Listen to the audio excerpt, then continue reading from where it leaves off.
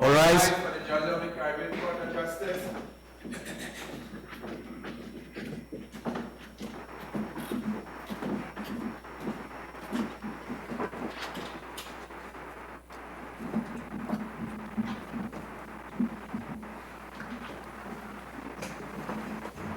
Please take your.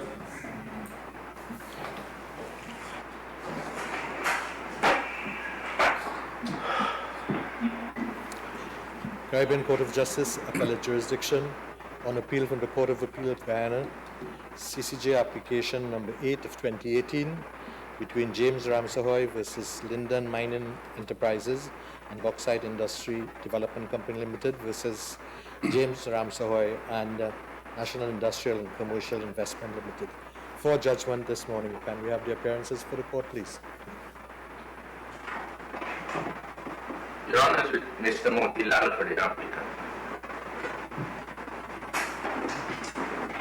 With me, Your Honor, T. Jonas for the respondent. Right, well, good morning. This judgment of the court is about to be read out by Mr. Justice Burgess. It is the judgment of all of the court with a concurring judgment from Justice Barrow, who unfortunately can't be with us today.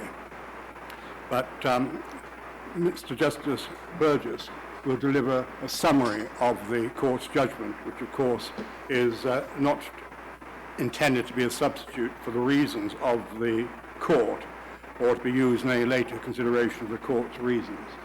Justice Burgess. The applicant, Mr. James Ramsahoye, sought special leave to appeal a decision of the Guyana Court of Appeal pursuant to Section 8 of the Guyana Caribbean Court of Justice Act, Chapter 307. That decision of the Court of Appeal discharged orders made by Justice of Appeal Roy, sitting as a single judge of the Court of Appeal, in an effort to secure the enforcement of an order of the Court of Appeal made on 3rd March 2004 that the respondents pay a lump sum and a monthly pension to Mr. Ramsahoye. The basis of the Court of Appeal's decision to discharge the orders of Justice of Appeal Roy was that Justice of Appeal Roy had no jurisdiction under Rule 16.1 of the Court of Appeal Rules, Chapter 301, to make such orders. Mr. Ramsahoye also requested that the application for special leave, if granted, be treated as the hearing of the appeal.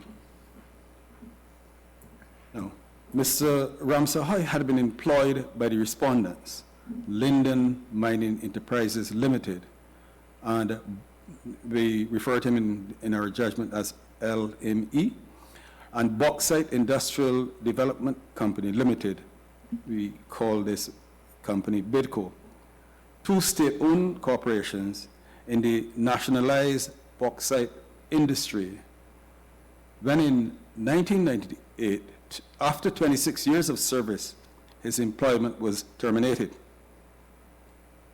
As a result, he commenced proceedings in the High Court for breach of contract, but the action was dismissed, and so he appealed. The Court of Appeal delivered a judgment allowing the appeal and awarded Mr. Ramsahoye damages in the amount of $174 US dollars and 49 cents for breach of contract. He was also awarded a pension in the amount of $2,000.72 US dollars per month with effect from 1st of July 1998. While these proceedings were pending in the Court of Appeal against LME and BIDCO, the assets of BIDCO were transferred to National Industrial and Commercial Investment Limited, and we call this company NISIL, which was a company wholly owned by the government of Guyana. And by Order 45 of 2003, made under the Public Corporation Act of 1988, the transfer occurred under this order.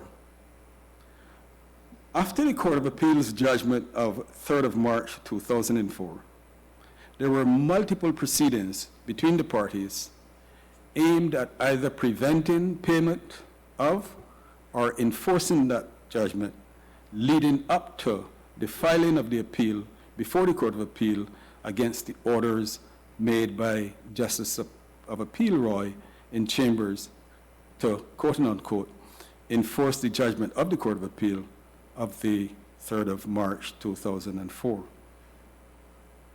The Court of Appeal, discharging the orders, relied on an earlier decision, the decision of Commissioner General of Guyana, Revenue Authority, and Caribbean Chemicals Guyana Limited, which held that the powers of a single Justice of Appeal sitting in chambers are limited to the interlocutory applications prescribed under Order 2, Rule 16.1 of the Court of Appeal Rules, Chapter 301, and accordingly concluded that Mr. Justice of Appeal Roy's enforcement orders were made in excess of jurisdiction. The CCJ examined the special leave application and found that the central issue for determination was whether special leave should be granted. The court, however, first addressed an in limine objection raised by counsel for the respondents, Mr. Jonas, in which he contended that Mr. Ramsahoye's application for special leave under Section 8 of Chapter 307 was filed out of time. The court noted that Mr. Jonas's argument was premised on the fact that the Court of Appeal had correctly refused to grant Mr. Ramsahoye leave as of right under Section 6 of Chapter 307. Mr. Jonas argued that because Mr. Ramsahoye's application was brought under Section 6 of Chapter 307 and was correctly refused by the Court of Appeal, then, by operation of Rule 10.12 of the Caribbean Court of Justice Appellate Jurisdiction Rules, and we call these hereafter the CCJ rules, Mr. Ramsahoye had 42 days from the date of the decision of the Court of Appeal discharging the orders of Justice of Appeal Roy to make his application for leave, and not 21 days after the Court of Appeal's refusal of his application for leave to appeal to this court. And so, according to Mr. Jonas, Mr. Ramsahoye's application to this court was out of time. This court rejected Mr. Jonas's contention and found that the language of Rule 10.12 was unabashedly clear and did not admit any interpretation other than that the rule contemplates two time frames within which applications for special leave to this court may be made. These are: one, where the application is made directly to the court from a judgment of the court below, within 42 days of the judgment of that court being appealed, and two, where the application is made after leave to this court is refused or rescinded by the court below within 21 days of such refusal or rescission of that court. Nothing on the plain words of the rule suggests that the 21 days time frame for leave hinges on the correctness of the refusal of the court. Once a rescission or refusal has occurred, then the applicant has 21 days, and that refusal, from that refusal, within which to approach this court under Section 8, which, by the way, does not receive its varies from Section 8 of the Act. The court also rejected the argument on the basis that, in spite of compelling authority from this court's jurisprudence, Mr. Jonas had failed to present an interpretative pathway to reconciling his argument with the established jurisprudence. Consequently, Mr. Jonas's in limine objection failed. In considering the issue of special leave, the court noted that in Barbados Rediffusion and Asha Merchandani, President de la Bastide had adopted a two-stage approach to the question of whether special leave should be granted or refused.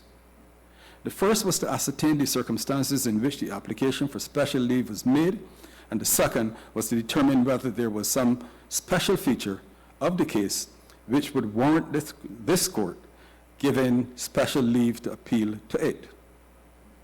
In determining whether there was some special feature, the court may articulate the test to be applied in making such a determination.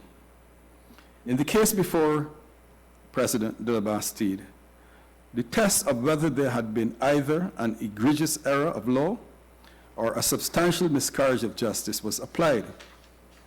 The court noted that, this court noted that subsequent to Barbados rediffusion, the two-stage approach was consistently applied, and depending on the circumstances of an application for special leave, different tests were used to guide the court in granting or refusing special leave.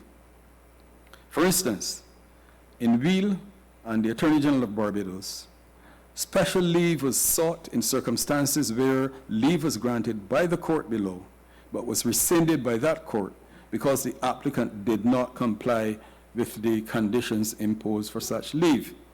In those circumstances, the applicant had to satisfy the court that there was merit in the appeal. Similarly, in Barbados Turf Club in Melnick, where the application for special leave was made directly under Section 8 of the CCJ Act, it was held that the test which the court would apply in granting special leave is whether the applicant has shown that the application has a real prospect of success. That test was affirmed in System Sales and Brown and Oxley. The court found that the decision of Mohan and Prasad was particularly important in the case at bar, as it concerned an application for special leave where the court below had refused leave to appeal to this court. In that case, it had been found that in those circumstances, the practice of the court has been that it will grant special leave if there has been either an quote-unquote egregious error of law or a substantial miscarriage of justice.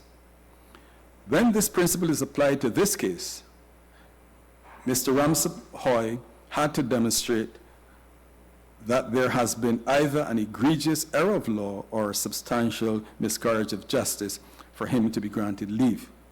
Accordingly, the court considered whether the Court of Appeal made an egregious error of law in interpreting the scope of a single justice of appeal sitting in chambers pursuant to Order 2, Rule 16.1.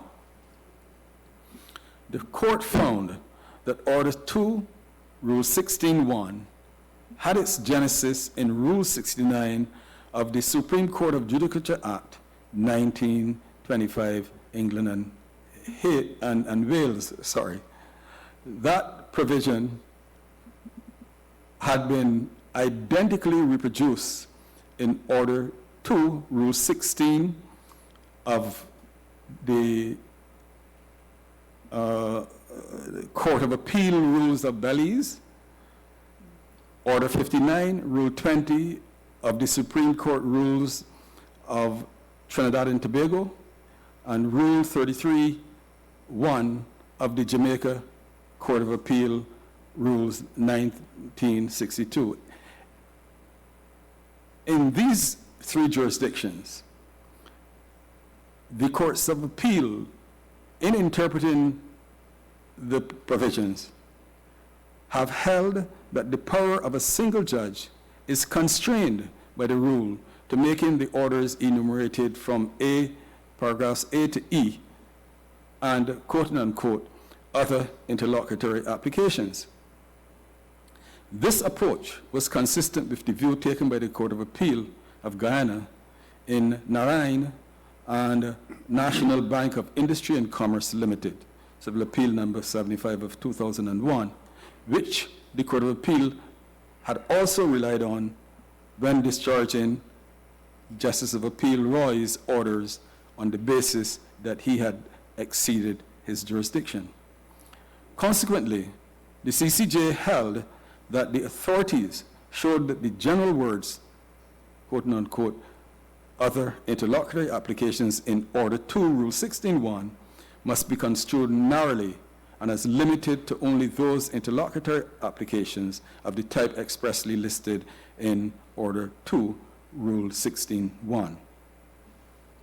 Next, the court considered whether the orders granted by Justice of Appeal Roy were permitted by Rule 16.1 and found that there was no doubt that the orders had been granted to secure the enforcement of the judgment of the Court of Appeal made in Mr. Ramsahoye's favor on the 3rd of March, 2004. Indeed, Justice of Appeal Roy had expressly stated so in his written decision. The learned Justice of Appeal had reasoned that by virtue of Section 3 of the Court of Appeal Act, the reception provision, and Section 27 of the English Supreme Court of Judicature Act 1925, the Court of Appeal had a jurisdiction derived from statute to make enforcement orders. The CCJ concluded that Justice of Appeal Roy's reasoning was plainly wrong, as Order 2, Rule 28, vests the enforcement of judgments of the Court of Appeal in the court below. The Court of Appeal, as a creature of statute, derives its powers and jurisdiction from its relevant statute and the rules made thereunder, which, in this case, are the rules of the Court of Appeal that expressly provide that judgments of the Court of Appeal will be enforced in the court below. There is no ambiguity in this rule. Accordingly, the CCJ held that Justice of Appeal Roy could not rely on received laws to make enforcement orders in the face of the express edict in Rule 28. In any event, the powers under Section 27 of the Supreme Court of Judicature Consolidated Act 1925 do not devolve on a single Justice of Appeal in chambers in exercise of the functions prescribed by Order 2, Rule 16.1, but rather on the Court of Appeal, which, pursuant to Section 37 of Chapter 301, is made up of no less than 3 judges sitting at a time. Accordingly, the court concluded that the learned Justice of Appeal had acted ultra vires the powers conferred on him under the Rule 16, subsection 1, and Rule 16, subsection 2, gives the full bench of the court jurisdiction to discharge or vary orders made by a single judge under Rule 16, subsection 1. In those circumstances, the Court of Appeal had correctly exercised its Rule 16.2 powers in discharging the orders of Justice of Appeal Roy, and therefore the CCJ could find no egregious or other error in the judgment of the Court of Appeal. The court then considered the question of substantial miscarriage of justice and noted that Mr. Ramsahoye had adduced evidence pointing to the monumental difficulties he had encountered in enforcing the Court of Appeal judgment of March 3rd, 2004. The court, however, concluded that having found that the learned Justice of Appeal, who no doubt may have been moved by Mr. Ramsahoye's plight, had no jurisdiction to make those orders, the court was constrained to find that Mr. Ramsahoye could not seek protection under the umbrella of a substantial miscarriage of justice from orders that were ultra vires. The court noted that there is an appeal pending before the Court of Appeal, which would give the parties an opportunity to fully ventilate some of the orders sought by Mr. Ramsahoye. And as agreed on all sides, that appeal should proceed on an expedited basis. Consequently, this court concluded that Mr. Ramsahoye had failed to satisfy the requirements for the grant of special leave, and so there was no question of treating the application for special leave as the appeal.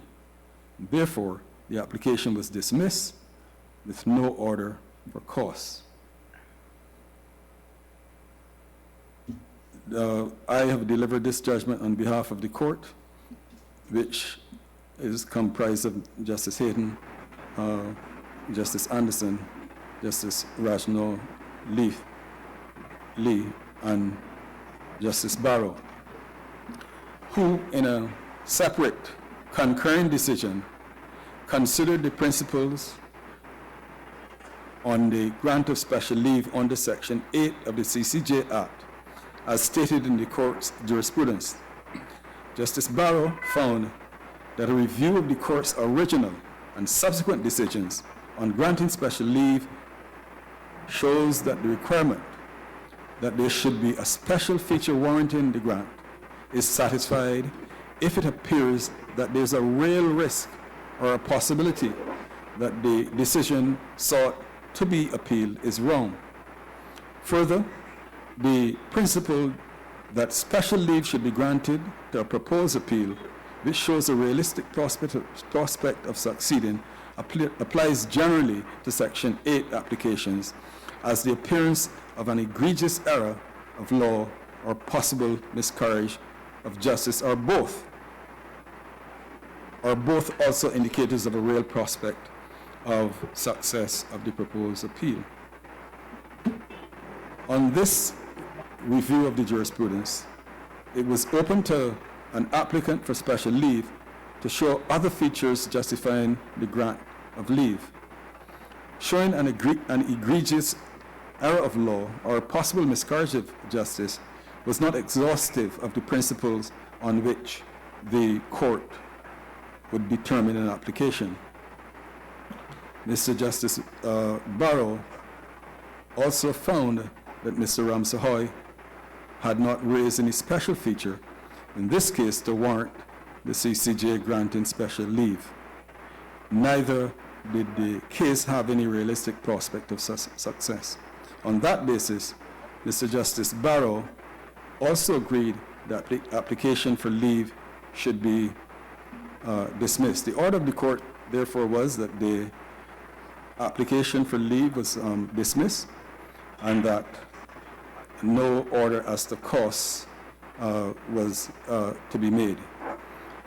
I'm advised that the usual caveat, which I think was mentioned by my brother Hayden, this summary is not intended to be a substitute for the reasons of the Caribbean Court of Justice or to be used in any later consideration of the court's reasons. This is the summary of the judgment of the court. So that was the unanimous judgment of the court. Does any counsel have any remarks? I'm very grateful, John. Right, thank you very much then for attending today to hear delivery of the judgment. Court rise.